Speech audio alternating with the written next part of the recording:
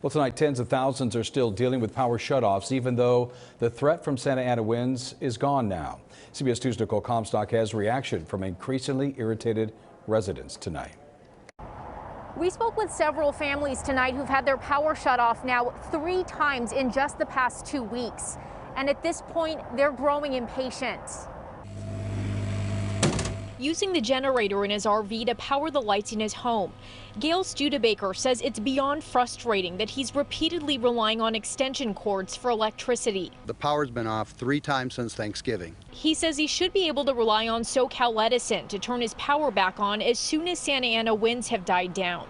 But this time around, his Rancho Cucamonga neighborhood was still in the dark 8 hours after conditions improved. It's not just the inconvenience in having the power. We have 2 kids that have school, that are online school, so they can't do it. And they have to realize the situation it is during the pandemic, buying extra food and working from home. The lights finally came back on here late this evening, but across Southern California, there are still 33,000 households without power because of Edison's public safety power shutoffs. This is not how it will always be. SCE spokesperson Reggie Kumar says the long-term solution is upgrading to fire-resistant poles and covered conductors. However, we have thousands of miles of power lines to install the insulated wires on, and that will take time. But these seniors in Simi Valley say they can't do this time and time again. There's no hot water. There's nothing to heat your food up with. We need a break here. It's money motivated. Studebaker has lived in this wind-prone area for 17 years with no preventative power shutoffs.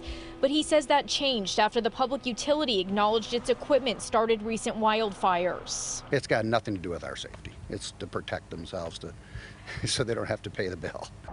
And unfortunately, those very same families may have their power turned off again later this week when another round of Santa Ana winds roll through.